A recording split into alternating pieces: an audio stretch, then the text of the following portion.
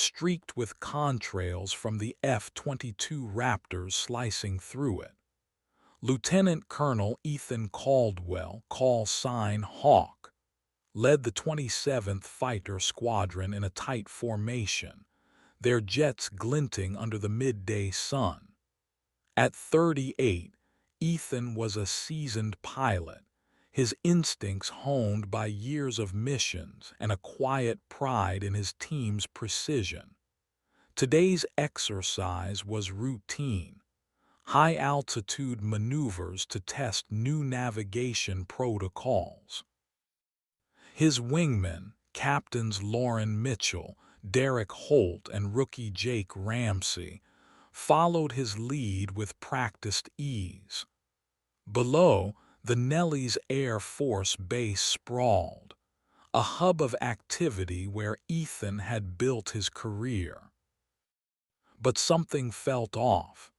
As they banked left, Ethan's eyes caught a glint on Jake's jet, a faint emblem on the tail, an eagle crest with a jagged crown. It wasn't standard Air Force insignia. He blinked, assuming it was a trick of the light, but the image lingered. His radio crackled. "Hawk, you see that?" Lauren's voice was tense. "Ramsey's tail, there's something weird." Ethan's gut tightened. He ordered Jake to break formation and head back to base. The rookie complied, but his voice carried an edge, almost defiant. Back at Nelly's, Ethan inspected Jake's jet. The crest was real, etched into the paint, unofficial and unauthorized. Jake shrugged it off, claiming it was a custom job from a maintenance crew buddy, but his eyes darted nervously. Ethan reported it to Colonel Bradley Voss, the base commander, expecting a quick reprimand for Jake. Instead, Voss's face hardened. "Drop it, Caldwell, it's nothing." Ethan pressed, citing regulations, but Voss cut him off, his tone icy. "You don't want to dig into this." Ethan's suspicion grew. He'd heard whispers of Voss's side dealings, rumors of favors traded with contractors for personal gain. The crest could be a marker, a signal of something deeper. That night, Ethan confided in Lauren, who'd noticed Voss's evasiveness before. She mentioned a maintenance log she'd seen, hinting at unreported repairs on select jets. Ethan decided to investigate, starting with Jake's aircraft records. The next day, Ethan slipped into the maintenance hangar after hours. The logs confirmed Lauren's tip. Jake's jet had undocumented work, signed off by a civilian contractor, Apex Dynamics. Ethan knew Apex had a lucrative deal with Nelly's, secured under Voss's watch. The crest wasn't just a decoration, it tied to Apex. Ethan's pulse quickened. This wasn't about a rookie's mistake. It was a trail to something bigger. As he left the hangar, a shadow moved Jake, watching from a distance. Ethan's instinct screamed betrayal. Jake wasn't just a rookie, he was Voss's eyes. Ethan realized he'd stumbled into a web of corruption, one that could cost him his career, or worse. He needed proof, and he needed it fast before Voss shut him down. Ethan's nights grew sleepless, his mind racing with the eagle crest's implications. He couldn't shake the image of Jake's jet, its unauthorized emblem a silent challenge to everything he stood for. At Nelly's, trust was currency, and Ethan felt it slipping away. Lauren, his closest ally, urged caution, but her eyes mirrored his resolve. They agreed to dig deeper, splitting tasks to avoid suspicion. Ethan would track Apex Dynamics contracts, while Lauren cross-checked maintenance logs for other jets with similar markings. By day, Ethan led his squadron through drills, keeping up appearances. Jake's demeanor had shifted, less rookie nerves, more calculated glances. Ethan caught him lingering near Voss's office, confirming his role as the colonel's lackey. Meanwhile, Ethan's search revealed Apex's contract was bloated, millions over budget for vague consulting services. A name kept popping up: Richard Hale, Apex's CEO, a man with a reputation for bending rules and cozying up to brass. Lauren found 3 more jets with the same crest, all serviced by Apex. The logs were sloppy, dates misaligned, parts unlisted. She snapped photos, her hands shaking as she sent them to Ethan's secure email. "This is bigger than we thought," she whispered during a late-night meet at the base's empty gym. Ethan nodded, his jaw tight. "We need to know what Hale's getting out of this." Ethan's next move was risky. He posed as a curious officer at a base networking event, cornering Hale. The CEO was slick, all smiles, but his eyes narrowed when Ethan mentioned jet maintenance. "You pilots don't need to worry about the nuts and bolts," Hale said, deflecting. Ethan pressed, casually mentioning the crests. Hale's smile faltered and he excused himself. Ethan's heart pounded. He'd hit a nerve. Back at his quarters, Ethan found a note slipped under his door. "Back off, Hawk." No signature, but Jake's face flashed in his mind. He called Lauren, who reported a tale on her drive home. They were being watched. Ethan's anger flared, but fear crept in too. Voss had the power to ruin them, demotions, transfers, or worse. Still, Ethan couldn't let it go. The Air Force was his life, and corruption like this was a betrayal of every oath he'd taken. He and Lauren devised a plan. They'd gather enough evidence to go above Voss, straight to the Inspector General. But they needed hard proof: financial records, communications, anything tying Voss to Apex. Ethan started tailing Jake, nodding his off-base meetings with a man matching Hale's description. Lauren hacked into an old Apex server, finding emails hinting at kickbacks. The pieces were falling into place, but so was the danger. Ethan spotted Jake watching his quarters at night, and Lauren's car tires were slashed. The message was clear: they were running out of time. The Nevada heat was relentless, mirroring the pressure building around Ethan. He and Lauren worked in secret, their trust in the squadron fraying. Jake's presence was a constant reminder of betrayal, his casual smirks a taunt.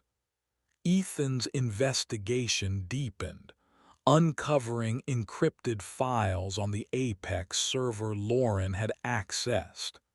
They revealed payments to an offshore account linked to Voss, funneled through shell companies.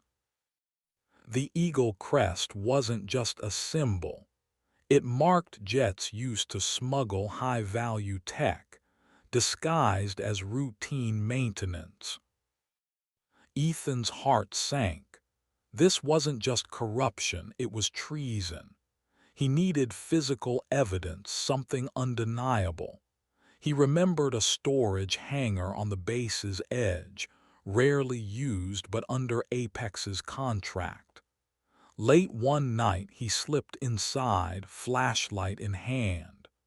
Crates labeled spare parts held microchips, military grade, not meant for civilian hands.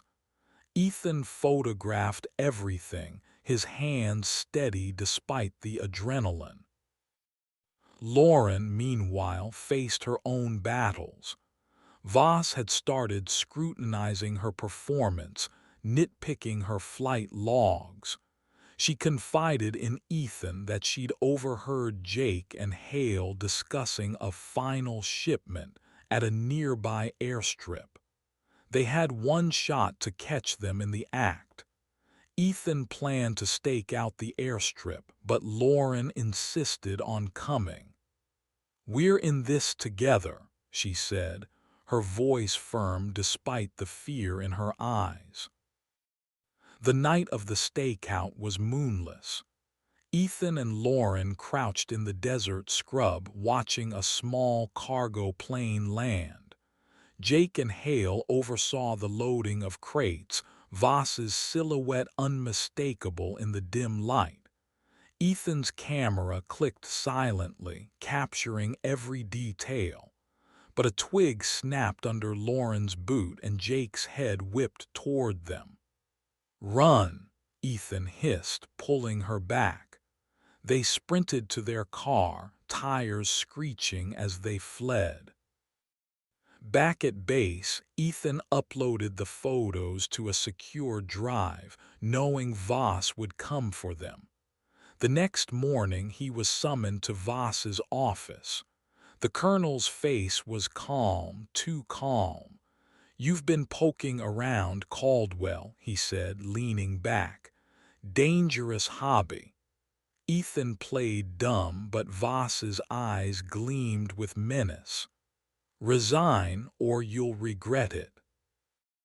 Ethan refused, his voice steady. He left the office, heart pounding, and met Lauren at their usual spot. They sent the evidence to the Inspector General, anonymous but detailed, with a copy to a trusted friend off base for insurance. Hours later, MPs swarmed the hangar and Voss was called to a closed-door meeting. Jake vanished, his jet grounded. Hale's contract was suspended pending investigation. Ethan and Lauren watched from the tarmac as Voss was escorted away, his face ashen. The squadron buzzed with whispers, but Ethan felt no triumph, only relief. The Eagle Crest was gone, stripped from the jets, but the scars of betrayal lingered. He and Lauren vowed to rebuild trust, one flight at a time, their bond stronger for it. The fallout at Nellie's was quiet but seismic. Colonel Voss's arrest made no headlines. Military scandals rarely did. But the base felt the tremors. Ethan and Lauren kept their heads down, their roles in exposing the corruption known only to a few. The Inspector General's investigation widened, implicating Apex Dynamics and several low-level officers. Jake Ramsey, predictably, turned informant to save himself, spilling details of Voss's scheme to smuggle tech for profit. Ethan watched the rookie's career implode, feeling a mix of pity and disgust. The squadron was Ethan's refuge, but it wasn't the same. Trust, once shattered, was hard to rebuild. Some pilots hailed him as a hero, others kept their distance, wary of his defiance. Lauren, ever loyal, became his anchor. They spent late nights debriefing over coffee, piecing together how Voss had exploited the system. Apex had overbilled for years.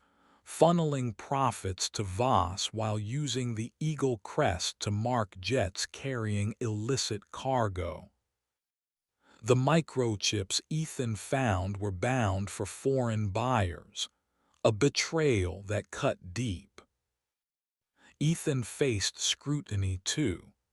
The Air Force valued loyalty, and going against a superior, even a corrupt one, raised eyebrows.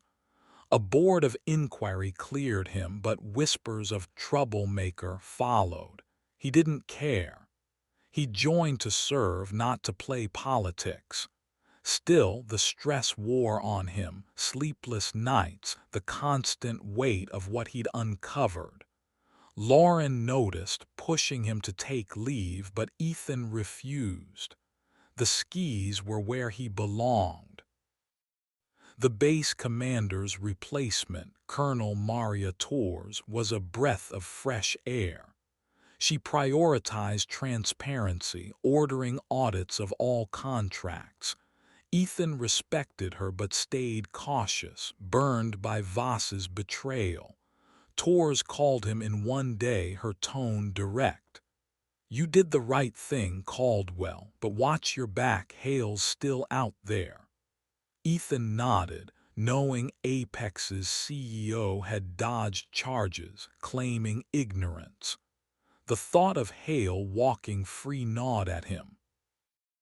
Lauren, meanwhile, found a new lead. A whistleblower from Apex, a mechanic named Tom Bryant.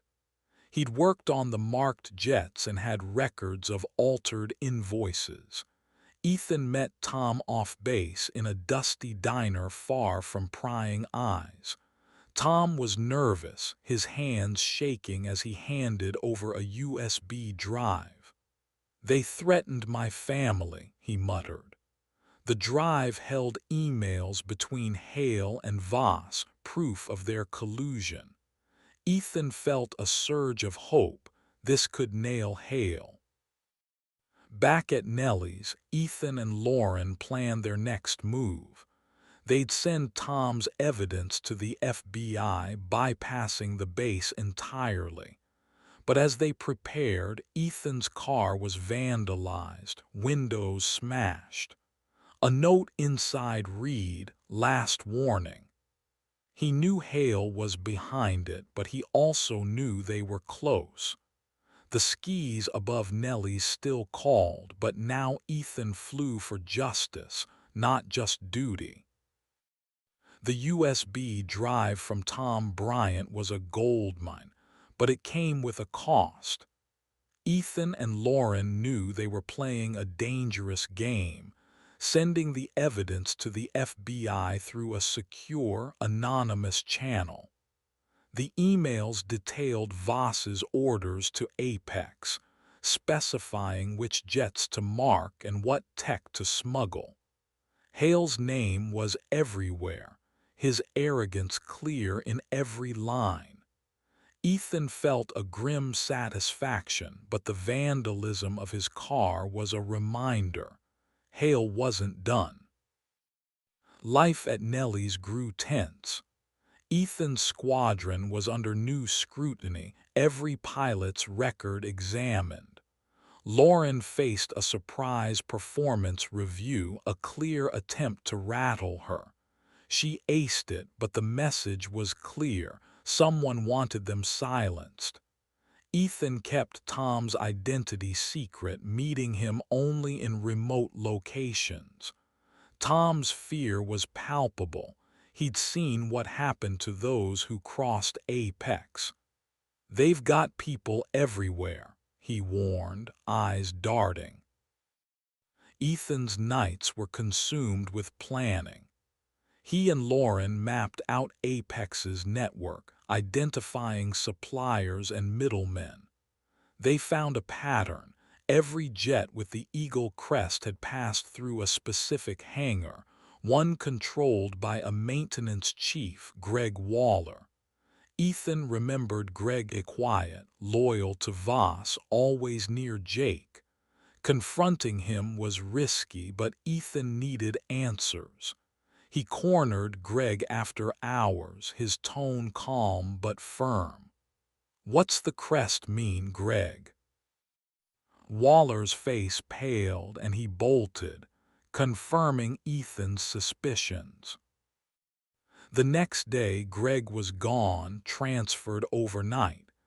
Ethan's gut churned. Someone was pulling strings. He and Lauren doubled down, cross-referencing hangar logs with Tom's data.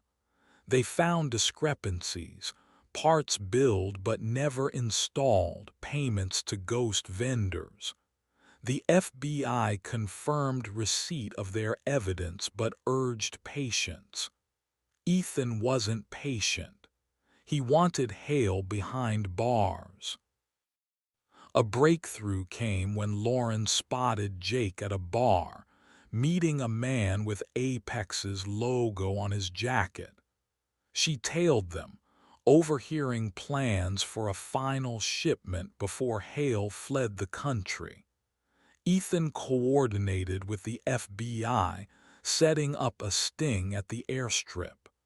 The night was tense, Ethan and Lauren watching from a distance as agents swarmed the plane. Hale was caught red-handed, crates of microchips in tow. Back at Nellie's, the mood shifted. Torres commended Ethan and Lauren privately, promising to clean house.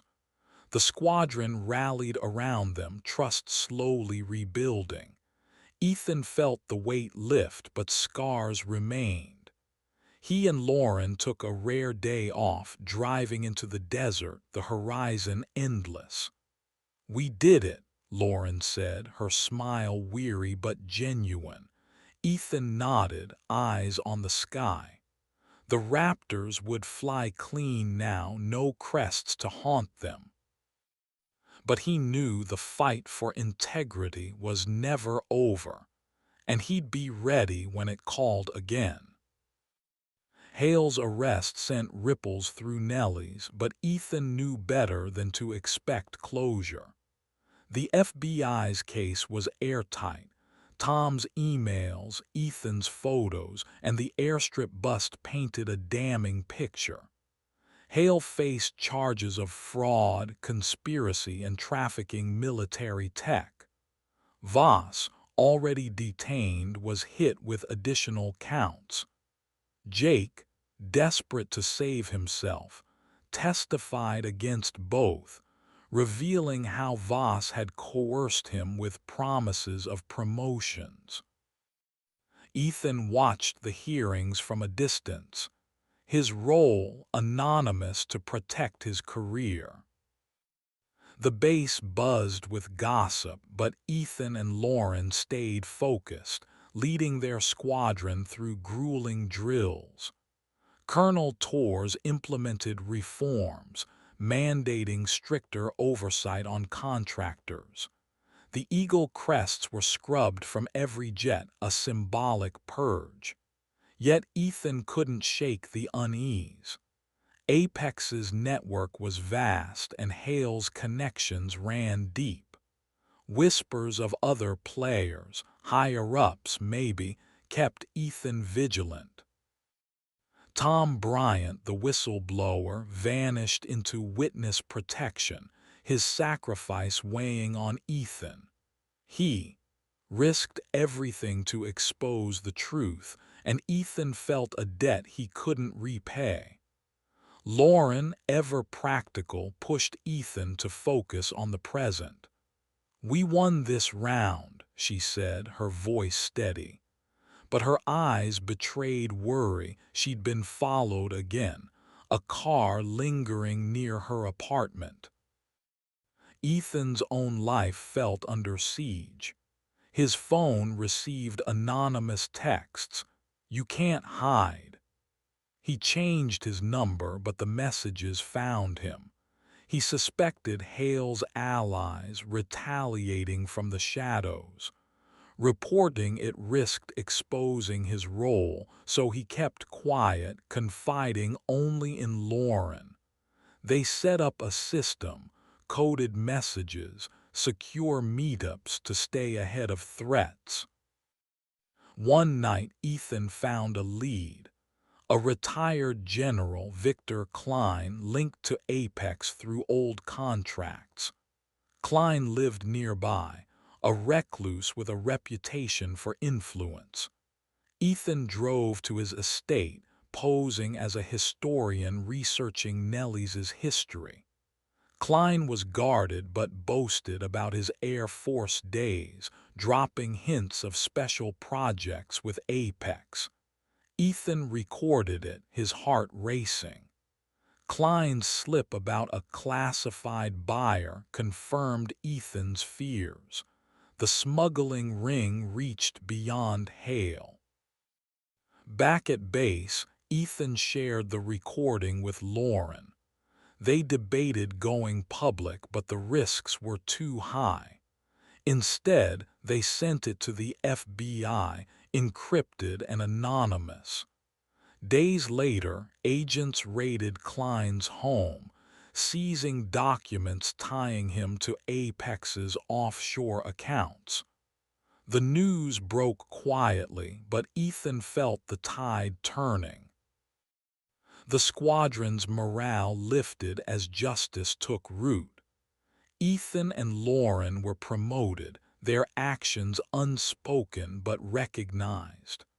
They stood on the tarmac, watching their Raptors soar, no crests in sight.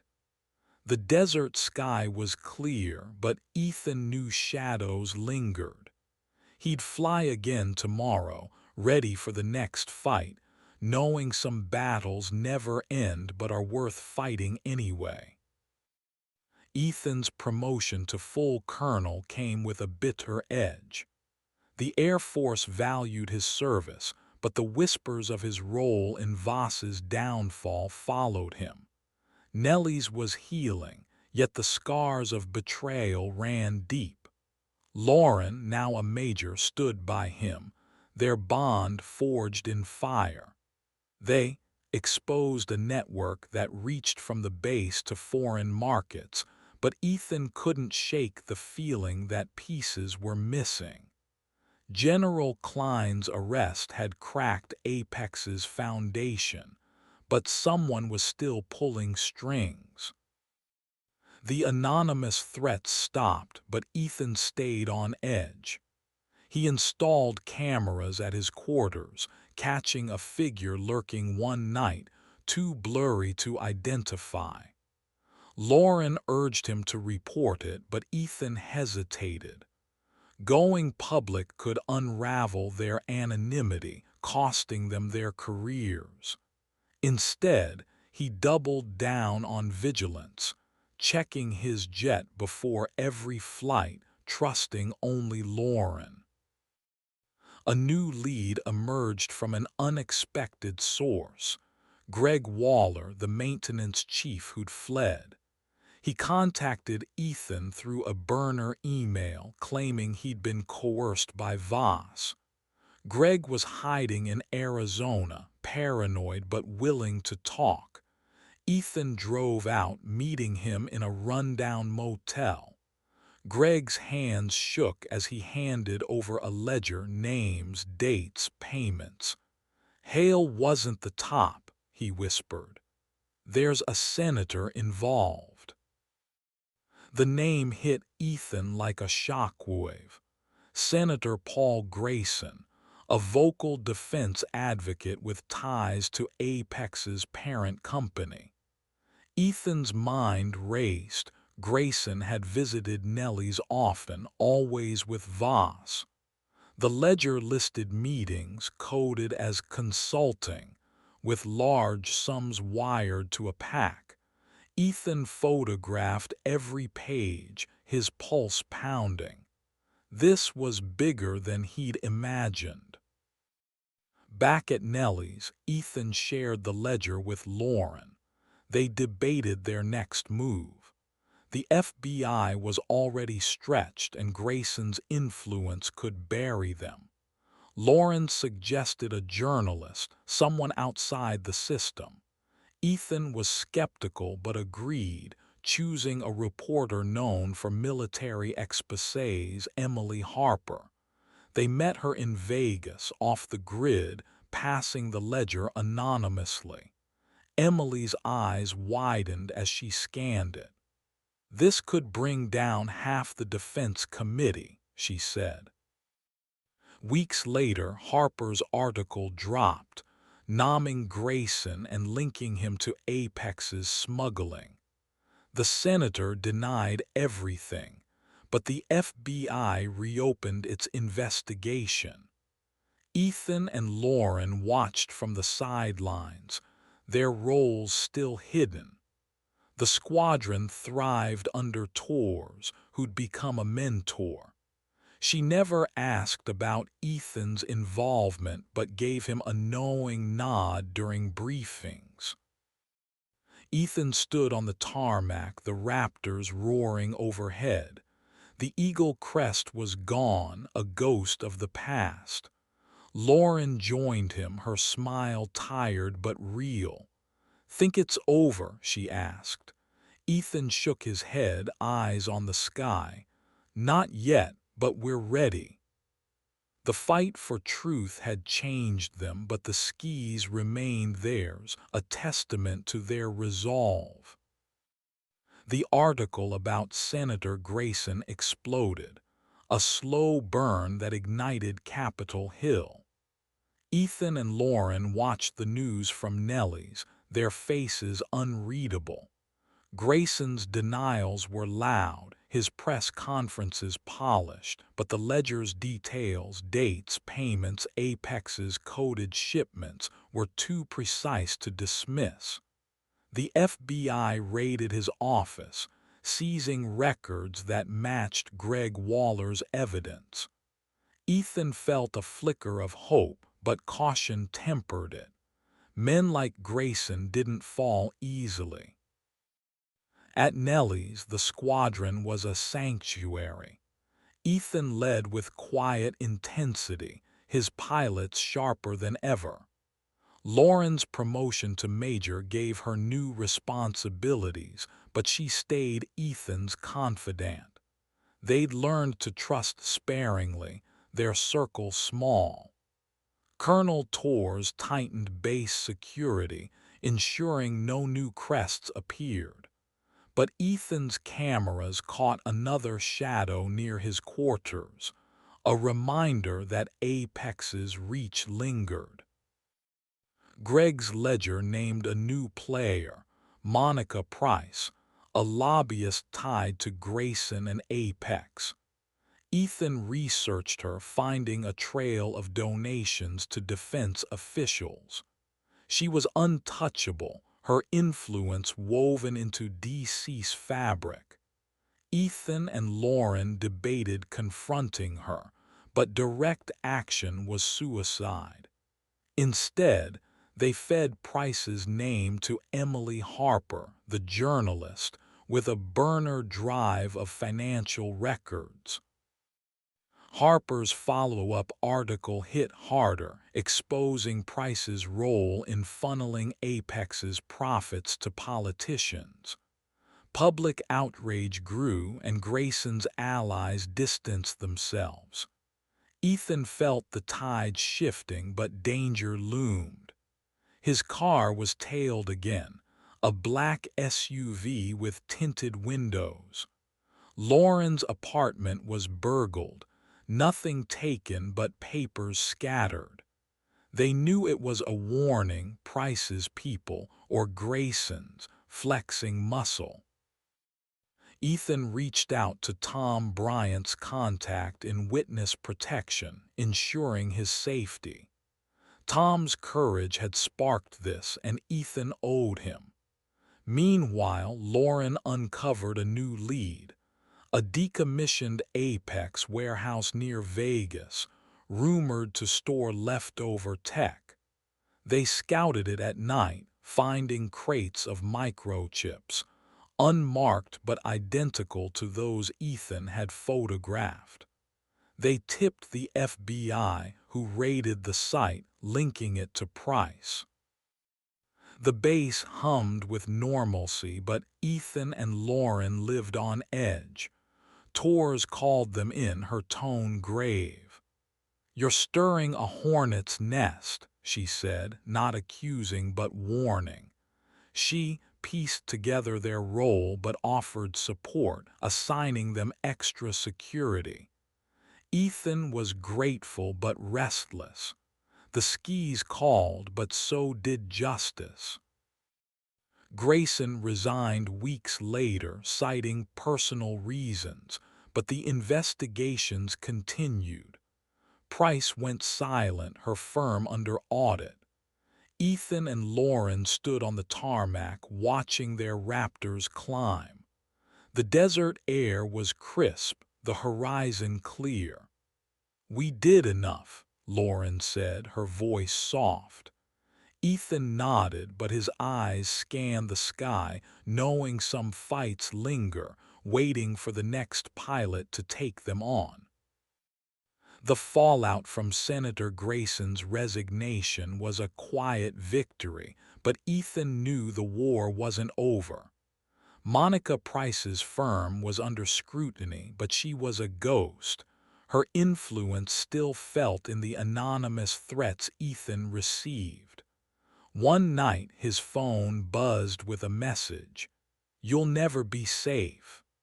He traced it to a burner, untrackable, but the intent was clear. Lauren's apartment was watched too, a car idling across her street. They doubled their precautions, meeting only in secure spots, using encrypted apps. Nellie's was a fortress now, Colonel Tor's reforms rooting out corruption's remnants. The squadron thrived, but Ethan felt the weight of his choices. His pilots looked to him for strength, unaware of the shadows he fought. Lauren, ever resilient, pushed him to stay sharp. "We started this," she said, her eyes fierce. "We finish it." Ethan agreed, but the cost was mounting, sleepless nights, paranoia creeping in. A new lead surfaced, a former Apex employee, Carla Evans, who'd worked under Price. Carla reached out to Emily Harper, claiming she had records of Price's direct orders to smuggle tech. Ethan and Lauren met her in a crowded Vegas cafe, her hands trembling as she handed over a flash drive. "Price knew everything," Carla whispered. "She ran the show." The drive held emails, voice memos, proof of Price's role in Apex's network. Ethan's heart raced as he listened to the memos, Price's voice, cold and calculated, directing Voss and Hale. The evidence was damning, but delivering it was risky. They sent it to the FBI through Harper, keeping their names out. Days later, Price was arrested, her firm dismantled. The news hit Nellie's like a shockwave, pilots whispering about the Eagle Crest scandal. Ethan and Lauren stayed silent, their roles still hidden. The threats stopped, but Ethan remained vigilant. He and Lauren took a rare weekend off, hiking in the desert, the silence a balm. "Think we're clear?" Lauren asked, her voice hopeful. Ethan shrugged, eyes on the horizon. "Maybe, but someone's always watching." They returned to base, their bond stronger, their resolve unshaken. Tors called them in, her expression unreadable. "The Air Force owes you," she said, offering commendations they couldn't accept publicly. Ethan didn't need medals, the skis were enough. The Raptors flew clean, the squadron whole. As he climbed into his jet for the next mission, Ethan felt the weight lift, if only slightly. The Eagle Crest was gone, but its lesson endured. Trust is earned and truth is worth the fight. He banked into the sky, Lauren on his wing, ready for whatever came next, knowing they'd face it together. The arrests of Monica Price and her network closed a chapter, but Ethan Caldwell knew the story wasn't finished. Nellie's Air Force Base hummed with renewed purpose, Colonel Torr's leadership restoring trust.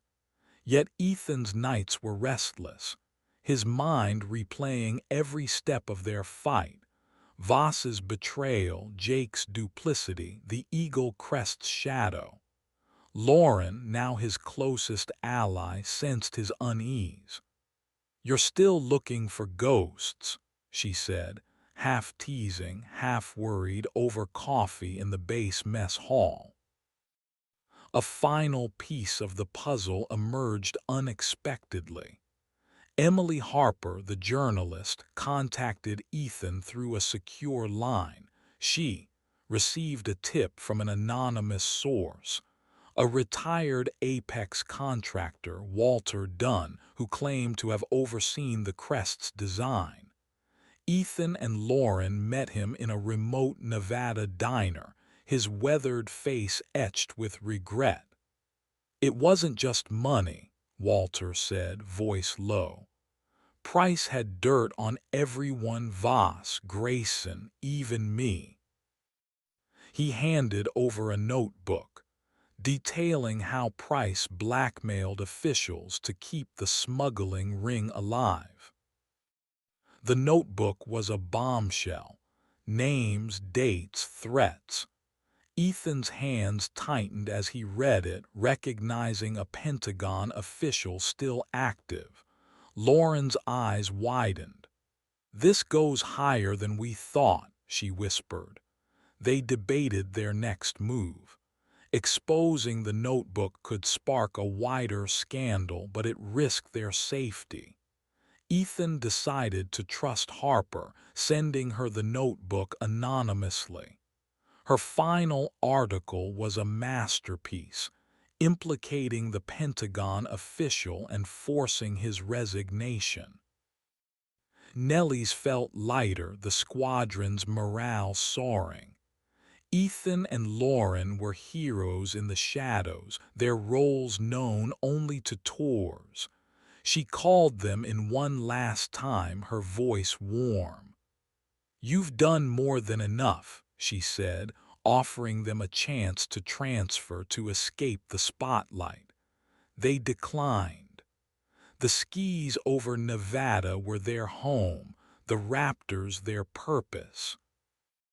The threats faded, the shadows receded. Ethan's cameras caught no more lurkers and Lauren's apartment was safe. They stood on the tarmac one evening watching the sunset paint the desert gold. "We changed something," Lauren said, her voice steady. Ethan nodded, feeling the truth of it. The Eagle Crest was gone, its makers exposed, their legacy a warning. He climbed into his jet the next day, Lauren on his wing, their formation tight. The sky was clear, the mission simple: fly, serve, protect. Ethan knew some battles never fully end. Corruption could resurface, new crests could appear.